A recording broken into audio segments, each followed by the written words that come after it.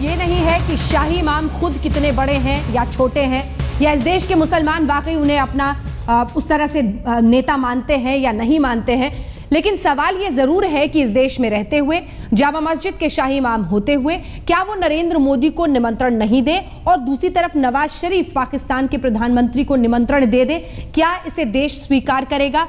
ये एक बड़ा सवाल बन गया है। कई खास मेहमान लगातार हमारे साथ बने हुए। और मौलाना साहब, एक सवाल आप पूछ रहे थे मित्तल साहब से, मैं चाहती हूँ सवाल आप जल्दी से दोहरा दें संक्षिप्त में, ताकि सुधांशु जी उसका जवाब। इन्होंने पूछ लिया, मैं जवाब दे देता हूं ना जी। नहीं, जनता को याद नहीं होगा, कई लोग होंगे जो 6:30 बजे जुड़े होंगे। सुधांशु जी 1 सेकंड जल्दी से। मेरा सवाल ये था कि हमारे हिंदुस्तान के वजीर आजम मोहतरम नरेंद्र मोदी साहब ये तमाम बातें करते हैं। मैं जानना चाहता हूँ कि क्या हिंदुस्तान की जो एक परंपरा चली आ रही है, क्यों रमज़ान शरीफ में रोज़ा अफ्तार का प्रोग्राम वो नहीं कर सकते थे?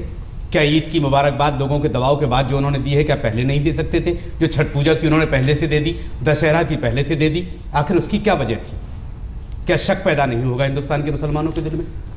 मित्तल साहब, अब मैं बोल दूं, रजा साहब, आप लोगों का दुर्भाग्य ये है कि आप लोग संकेतवाद के आगे निकल ही नहीं पाए जिंदगी में। आप अगर कहते ना कि नौकरी का क्या हुआ मुसलमान की, अच्छा लगता। आप कहते मुसलमान की शिक्षा का क्या हुआ, अच्छा लगता। आप कहते कि उसके व्यवसाय का क्या हुआ, तो बहुत अच्छा लगता। कि आप मुसलमानों की चिंता कर रहे हैं, आप सिर्फ संकेतवाद में लगे रह रहे हैं। और यही संकेतवाद इतने साल की राजनीति को उसने इस दुर्दशा तक पहुंचा दिया मुसलमानों को। कृपा करके मेरा आपसे निवेदन, आप बहुत देखिए, मैं तो आपकी बड़ी इज्जत इसलिए करता हूं, मैं आपको एक बहुत काबिल इंसान मानता हूं, और मुसलमानों के बीच में आपने एक नई चेतना पैदा करने के लिए बहुत अच्छा काम करा है। इसलिए सिर्फ आपसे ये निवेदन कर रहा हूं मैं। देखिए, आज का अगर मुद्दा जो होता है हिंदू मुसलमान होता या ये होता तो शायद कुछ और बात होती। आज तो बात थी कि नवाज शरीफ और मोदी जी की बात हो रही है। उसी के संदर्भ में फिर ये आखिरी लाइन कह के मैं खत्म करना चाहता हूं कि देखिए, इस संकेतवाद ने कुछ नहीं दिया। पिछले 40-50 साल की राजनीति में आपने संकेतवाद ढूंढे, आपने नौकरी नहीं ढूंढी, आपने व्यवसाय नहीं ढूंढा, आपने शिक्षा नहीं ढूंढी। देखिए, ये करिए, इससे भला अब बात आ रही है। 1 सेकंड, अब आपने बोल दिया, मैं खत्म कर लूं ना, उसके बाद जो आप मैं पहले खत्म कर लूं, उसके बाद जो आप खत्म ना करें। आपसे जो सवाल किया गया था उस जवाब को तो आप टाल गए। जहां तक सवाल नौकरियों का है, हमारे व्यवसाय का है, हमारी तरक्की का है, तो ये 65 साल इस मुल्क को आजाद हुए हो गया। हम जहां खड़े थे वहीं खड़े। किसी राजनीतिक दल से हिंदुस्तान के मुसलमानों ने कभी उम्मीद नहीं की अपने वतन के लिए मर मिटा और मर मिटेगा। किसी से उम्मीद नहीं की, चाहे वो कांग्रेस हो चाहे आप। मौलाना साहब, मैं कुछ नहीं कह सकता हूं। अरे तो उसका जवाब तो दीजिए कि क्यों उन्होंने ऐसा नहीं किया। आज अगर खत्म करने देंगे, अहमद बुखारी साहब ने दावत रखी, इतना तो होना चाहिए। आप में इतनी पेशेंस होनी चाहिए, आप में इतनी बड़ी पेशेंस होनी चाहिए कि मैं अपनी बात खत्म करूं, उसके बाद जो आपको बोलना बोलिए ना, मैं बीच में नहीं बोलता हूं। चलिए ठीक है, बोलिए। मेरा अब आपसे, मैं अंजना जी फिर आपसे कहना चाह रहा हूं कि इस सारा करने के पीछे मकसद क्या था। इस सारे पीछे में मकसद सिर्फ ये था कि खोई हुई सार्थकता को पाने के लिए एक कोई विवाद ऐसा एक पैदा करो कि फिर जो है लोकप्रियता, सस्ती लोकप्रियता मिल सके, फिर एक बार चर्चा में आ सके।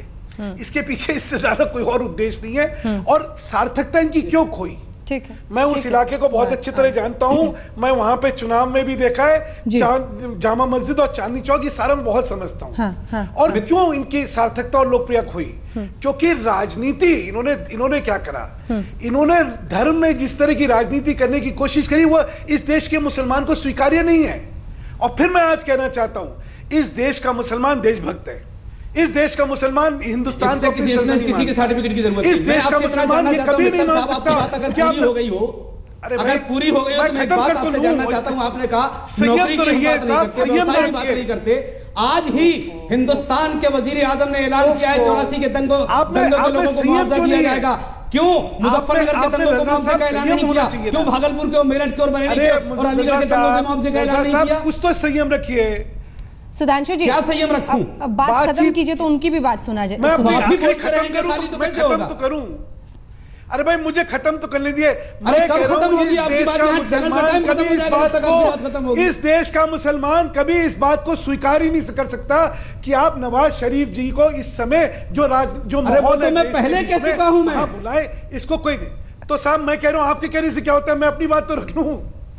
नहीं, मैं आपसे ये जानना चाह रहा हूं, आपने जो व्यवसाय की बात की है या तरक्की पढ़ाई की बात की है, आज हमारे नरेंद्र मोदी जी ने 84 के दंगों के मुआवजे का ऐलान किया है। उनको 5-5 लाख रुपया 3,232 लोगों के लिए उन्होंने जो ऐलान किया है। हाँ। मैं एक बात आपसे समझना चाह रहा हूं कि क्यों मुजफ्फरनगर के दंगों का ऐलान नहीं किया उन्होंने? क्यों गुजरात के दंगों में जो लोग पीड़ित थे उनके मुआवजे का ऐलान नहीं किया? क्यों भागलपुर के दंगों में जो पीड़ित थे उनका ऐलान नहीं किया? क्यों अलीगढ़ में मारे गए लोगों का ऐलान नहीं किया? क्यों मुजफ्फरनगर दंगों का ऐलान नहीं किया? क्यों मेरठ के दंगों में मारे गए लोगों का ऐलान नहीं किया?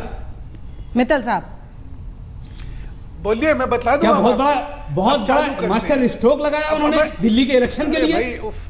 हाँ ठीक है, अब जवाब सुन लेते हैं। ठीक है, महत्वपूर्ण। आप बोलिए तो मैं बोल दूं। हाँ, मैं बोल चुका। मैं गुजरात में जो भी चाहे हिंदू थे या मुसलमान थे, जिन लोगों की भी क्षति हुई, जिन लोगों के यहां मौतें हुई, सबको भरपूर मुआवजे दिए गए। आपको जानकारी ना हो तो जाके ले लीजिए। आगे चलिए। साहब एक भी कैंप में मोदी जी नहीं गए हैं 2000।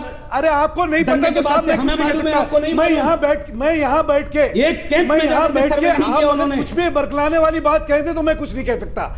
अगर अच्छा चलिए मौलाना साहब, चैलेंज करता हूं मैं आपको, मैं चैलेंज करता हूं, आज नेशनल टीवी पे चैलेंज करता हूं जी, बोलिए। अगर वहां पे दंगा पीड़ितों को राहत नहीं मिली होगी तो मैं राजनीति छोड़ दूंगा। नहीं तो आप जो है राजनीति मत छोड़िए। हम नहीं चाहते कि आप राजनीति छोड़ें। आप जैसे समझदार लोगों की बहुत जरूरत है राजनीति में। लेकिन आप एक बात बताइए मुझे, जो आज तक इतने दिनों से कैंपों में पड़े हुए हैं, आज तक क्यों घर नहीं बनवा सके? उसके बाद भी मोदी जी मुख्यमंत्री रहे वहां के, अब तो वजीर आजम है, प्रधानमंत्री। अब तो मैं आपको चुनौती दे रहा हूं गलत बयानी की। मैं गलत बयानी नहीं कर रहा हूं, मैं चुनौती स्वीकार करिए। मैं सर्वे कर चुका हूं वहां का, उसकी बात कर रहा हूं। स्वीकार करिए। आप यहाँ पे देखिए, आप ही लोगों ने क्या है अपनी कौम को बरगलाया है। आज सत्य की बात नहीं करके बरगलाने की बात करते हैं, और इसीलिए आपकी कौम के साथ जो है आज तक ये हुआ है। क्यों आप मतलब हम बरगला रहे हैं इसलिए आप लोग मदद नहीं करते हमारी कौम की? आप बिल्कुल आप गलत बयानी करके बरगलाने की कोशिश करते हैं और कुछ नहीं करते हैं। आपको कौम के लिए व्यवसाय नहीं चाहिए, आपको कौम के लिए शिक्षा नहीं चाहिए, आपको उसके लिए नौकरी नहीं चाहिए। आपको क्या चाहिए? इसी संकेतवाद में फंसाए रखो, तभी मेरी दुकानें चलती रहेंगी। इस तरह की नहीं होता है। इस समय हिंदुस्तान का मुसलमान जो है बहुत समझदार है, और इसीलिए जो है आप लोगों की सार्थकता खत्म हुई है। आपके किसी जमाने में कहने पे वोटें इधर उधर होती थी। हमने कभी किसी से नहीं कहा है कि आप वोट दीजिए किसी को। हम वोटों की दलाली नहीं करते। आपको सबको ये पता है। मैंने आपको चुनौती दी, ना मैं किसी चुनाव में जाता हूं किसी के लिए वोट मांगने के लिए। चलिए ठीक है, किसने सियासत की है वोट की, किसने धर्म और मजहब के नाम पर, ये हम भटक न जाए मुद्दे से। एक बार जल्दी से भुक्कल नवाब जी आपके पास आते हुए, मुलायम सिंह यादव को भी बुलाया है, जाएंगे यादव जी? बिल्कुल मोदी साहब को नहीं बुलाया। क्यों नहीं जाएंगे? बिल्कुल। और नरेंद्र मोदी को देश, आप पहले कह रहे हैं कि गलत किया, फिर जाएंगे है, या पूरे देश के जितने भी सम्मानित लोग हैं उनको अगर बुलाया है तो वो क्यों नहीं जाएंगे? तो क्या नरेंद्र मोदी जी सम्मानित नहीं है क्या? लेकिन नवाज शरीफ को बुलाया, ये गलत किया। नवाज शरीफ, मोदी जी को नहीं बुलाया और नवाज शरीफ को बुलाया, ये कंट्रोडिक्शन जो है ये बिल्कुल गलत है। और इस तरीके का व्यवहार करना जो है, मुसलमानों में आपस में फूट डालने का एक काम करना है, इसको बहुत दूर रखना चाहिए। इसको राजनीति से दूर रखना चाहिए। आज की राजनीति जो है बहुत ही गंदी राजनीति हो चुकी है। उस गंदी राजनीति के अंदर इस तरीके के हालात पैदा करना जो है, हिंदू और मुसलमान हमें भाई भाई जो आपस में मिलकर रहते हैं, उसमें दरार डालना है। ये नवाज शरीफ को तो बुलाना ही नहीं चाहिए था। नवाज शरीफ से चाहे दोस्ती हो चाहे यारी हो, अरे जाइए वहां, जाइए पाकिस्तान जाइए, वहां जाके दोस्ती यारी कीजिए। या आप हमें भारत भर में बुला के क्या दोस्ती हो यारी दिखाना चाहते हैं? किस बात की दोस्ती यारी दिखाना चाहते हैं? ये क्यों हमारे हिंदू और मुसलमान को मरवाना चाहते हैं आपस में ये सब करके? ये तो बहुत ही गलत परंपरा, ये मतलब इस तरह की कैद करना चाहते हैं। ये सिर्फ अपना विवादों का मुद्दा बना के जिंदा रहना चाहते हैं। ये इससे कोई मतलब नहीं होता है। मुसलमान मरे या जिए उससे कोई लेना देना नहीं है। खाली एक छबूका छोड़ दिया, बस हो गए, मतलब हम जो है हम मौलाना हो गए और हम जो चाहेंगे जैसा चाहेंगे करेंगे। आपको रोक रही हूँ, चित भी चाहिए आपको, पट भी। मुलायम सिंह यादव जाएंगे भी, शाहनवाज, माफ कीजिएगा, नवाज शरीफ को बुला रहे हैं, उसकी आप बुराई भी करेंगे। वोट चाहिए, इसलिए उस दरबार में जरूर पहुंचेंगे। मुलायम जी, वोट चाहिए आपको, इसलिए नवाज शरीफ में बुलेट सिंह का वो करती है कि आप उनको बराबर रख रही है, ये किस तरह से हो सकता है? बराबरी की बात नहीं है। वो है जो पार्लियामेंट में आवाज उठाते हैं कि हमारे पाकिस्तान को मुंह तोड़ जवाब दो। अगर वो एक सर कलम करके लेकर जाते तो तुम 10 सर कलम करके लेके आओ। वो है मुलायम सिंह यादव। ये किसी को मतलब जैसे कि किसी कैसी बातें कर रहे हैं। चलिए अपने दर्शकों को सुनाते हैं। पूर्व विदेश मंत्री सलमान खुर्शीद कांग्रेस पार्टी की तरफ से क्या बोल रहे हैं, पहले सुनिए। शाही इमाम साहब ने बहुत लोगों को नहीं बुलाया, मुझे नहीं बुलाया। क्या कार्यक्रम है, क्या प्रोग्राम है, मैं कह नहीं सकता। और इस देश में सबको आज़ादी है, हर व्यक्ति तय कर सकता है किसके साथ संबंध बनाने हैं, किसके साथ संबंध नहीं बनाने, किसको वो अच्छा समझता है, किसको वो अच्छा नहीं समझता है। और राजनीति में राजनीतिज्ञों के संदर्भ में हम लोग अलग अलग विचार रखते हैं और कभी कभी बहुत हमारे विचार जो होते हैं वो अडिग विचार होते हैं। तो प्रधानमंत्री नरेंद्र मोदी जी के बारे में शाही इमाम के विचार हैं या उनके समर्थकों के विचार हैं, वो अपनी जगह है। इसलिए कि प्रधानमंत्री मोदी जी के बारे में या तो लोग बहुत मजबूती के साथ समर्थन देते हैं या फिर लोगों को बड़ी आशंकाएं हैं और लोगों को बड़ी चिंता है, उनके अतीत के बारे में चिंता है।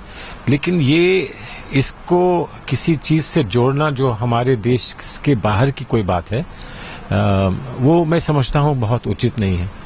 किसी व्यक्ति के बारे में किसी की कुछ भी सोच हो, उसको आज़ादी है अपनी बात कहने की, लेकिन इसे हमारे पड़ोसी देश के साथ जोड़ने से क्या फ़ायदा है। मैं समझता हूँ कि इसमें किसी का कुछ हित नहीं है इसमें। बात जो समझ में आई वो यही कुल मिलाकर कि निजी रिश्ता है, कोई किसे बुलाना चाहता नहीं बुलाना चाहता है। तो कांग्रेस पार्टी भी शाही इमाम की नाराजगी मोल लेने को तैयार नहीं है। इधर समाजवादी पार्टी के मुलायम सिंह यादव भी जाएंगे अगर, तो वजह यही होगी क्योंकि वोट कहा जाता है कुछ उनके जरिए भी पहुंचते हैं। हमने आपसे पूछा था, पहला उसका जवाब आपको बता दें क्योंकि यह हल्ला बोल देखने वाले दर्शकों का भी मंच है ये। आप अपनी राय इस मंच के जरिए रखते हैं।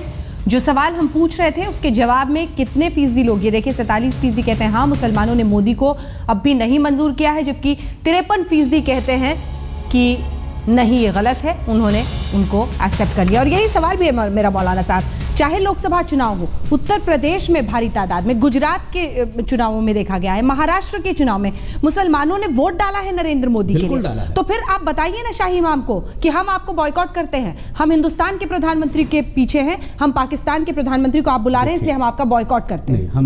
मैं सिर्फ इतना आपसे कह सकता हूं कि ना पाकिस्तान का कभी हिंदुस्तान के मुसलमानों ने सपोर्ट किया था, ना किया है, ना करेगा। जहां तक सवाल हमारे हिंदुस्तान का है तो हम अपने मुल्क के साथ हैं, अपने मुल्क के वफादार हैं और रहेंगे। इस मुल्क पर आंच नहीं आने देगा यहाँ का मुसलमान। अगर आप शाही इमाम को बॉयकॉट करेंगे? नहीं, कैसे वो नवाज शरीफ को बुला सकते? नहीं बुला सकते, उनको नहीं बुलाना चाहिए। कैसे बुला सकते हैं? नहीं तो क्या हम फिर नरेंद्र मोदी का देना काफी है? फिर हमें नरेंद्र मोदी का भी बाइकआउट करना पड़ेगा फिर, चूंकि उन्होंने भी बुलाया था। क्या हम उनका बाइकआउट करेंगे क्या? उन्होंने भी तो बुलाया था, उनको भी नहीं बुलाना चाहिए था। दंगे तो उस वक्त भी हो रहे थे, उस वक्त भी हमारे जवानों के काटे जा रहे थे। लेकिन मोदी ने सार्क देशों के तमाम मुखियाओं को बुलाया था। क्या जरूरत थी पाकिस्तान के प्रधानमंत्री को बुलाने की? उस नजरिए से बुलाया था, सिलेक्टिव होकर नहीं बुलाया था कि हिंदुस्तान के प्रधानमंत्री को होकर बुलाया था जब तक उनकी मंजूरी नहीं आई। अरे इतने बड़े बड़े नेता आए, किसी के लिए मीडिया हिंदुस्तान की परेशान नहीं थी जितना नवाज शरीफ के लिए परेशान थी। आखिर वजह क्या थी?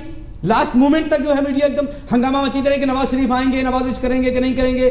सभी सार्क देशों के आए थे, बांग्लादेश वो आए थे, वो सब आए थे, लेकिन परेशान तो सिर्फ नवाज शरीफ के लिए थी। ठीक है, चलिए वो एक देश ने फैसला लिया था, प्रधानमंत्री ने फैसला लिया था। सवाल यह है कि ऐसे वक्त पर नरेंद्र मोदी को नाम बुलाकर नवाज शरीफ को बुला रहे हैं। शाही इमाम साहब चीज क्या है? क्या आप लोग उनके कहने पर वोट डालते हैं? नहीं, बिल्कुल नहीं, बिल्कुल नहीं। ये कोई जरूरी नहीं कि सारा हिंदुस्तान अहमद बुखारी के कहने पर वोट डाल देगा, ये भी जरूरी नहीं है। ये कोई जरूरी नहीं है, बिल्कुल नहीं मानते आप कि वो इस तरह से उनका पूरे हिंदुस्तान के मुसलमानों की नुमाइंदगी अहमद बुखारी, वोट के ताल्लुक से उनके कहने पर वोट पड़े या ना पड़े, जैसा कि अभी आप लोगों ने इलेक्शन में देख लिया। लेकिन चूंकि मस्जिद का एक एहतराम है, वहां के इमाम का एक एहतराम है। हाँ। इमाम अहमद बुखारी के अलावा कोई दूसरा होता तो हम उसका एहतराम करते। हाँ। चूंकि उस मस्जिद से हमारे जज्बात जुड़े हुए, उस मस्जिद से जुड़े हुए हैं, ना कि अहमद बुखारी से। लेकिन चूंकि अब वो सुधांशु जी कुछ बोलना चाह रहे हैं आपकी बात पे। सुधांशु जी, उस मस्जिद की पवित्रता को बरकरार रखना चाहिए और उस पवित्रता में राजनीति लाके आप उस पवित्रता का उल्लंघन कर रहे हैं कहीं। देखिए, ये एक बड़ा महत्वपूर्ण धार्मिक समारोह होता है। हाँ। नायब इमाम, इनके जो सक्सेसर है, उसका जो है वहां पे घोषणा होती है, सब कुछ होता है। हाँ। वहां पे ये हल्की लोकप्रियता के लिए, सस्ती लोकप्रियता के लिए मैं नवाज शरीफ को बुलाऊंगा, मोदी जी को नहीं बुलाऊंगा क्योंकि कौम है। अरे आप बुलाइए ना बुलाइए, लेकिन ऐसे धार्मिक मौके पे आप उसकी धार्मिक सैंक्टिटी को खत्म करके आप मुसलमानों के साथ न्याय कर रहे हैं। आपको नहीं लगता कि मुसलमानों के साथ अन्याय कर रहे हैं? ये विवाद आपने अभी जब क्या पूछा कि इस समय हिंदुस्तान का मुसलमान कहां खड़ा होगा, ये प्रश्न इसीलिए आया ना क्योंकि आप खामा उसको कटघरे में। इस देश का मुसलमान बिल्कुल, मैं दावे से कहता हूं, देशभक्त है। वो हिंदुस्तान को अपनी जमीन मानता है, बिल्कुल। उसको जो मैं बहुत रहा हूं, आप इसके बता रहा हूं मैं आपको। वक्त बे वक्त उसे किसी तरह की, बिल्कुल सुधांशु जी, अब हम इस बहस का अंदर, और वक्त बे वक्त उसे किसी के सर्टिफिकेट की भी जरूरत नहीं है। लेकिन इसी के साथ ये भी समझना होगा कि इस देश में रहते हैं मुसलमान, और अगर शाही इमाम जैसे लोग सिर्फ अपनी सिद्ध साधने के लिए निजी रिश्तों का हवाला देकर कहते हैं कि हम नवाज शरीफ को बुलाएंगे, तो उसे भी देश नहीं स्वीकारेगा, क्योंकि ये देश और इस देश का प्रधानमंत्री सभी के लिए सबसे बड़ा है और नवाज शरीफ बिल्कुल ऐसे वक्त पर स्वीकार्य नहीं हो सकते हैं। इस फैसले के खिलाफ हर एक को बोलना पड़ेगा।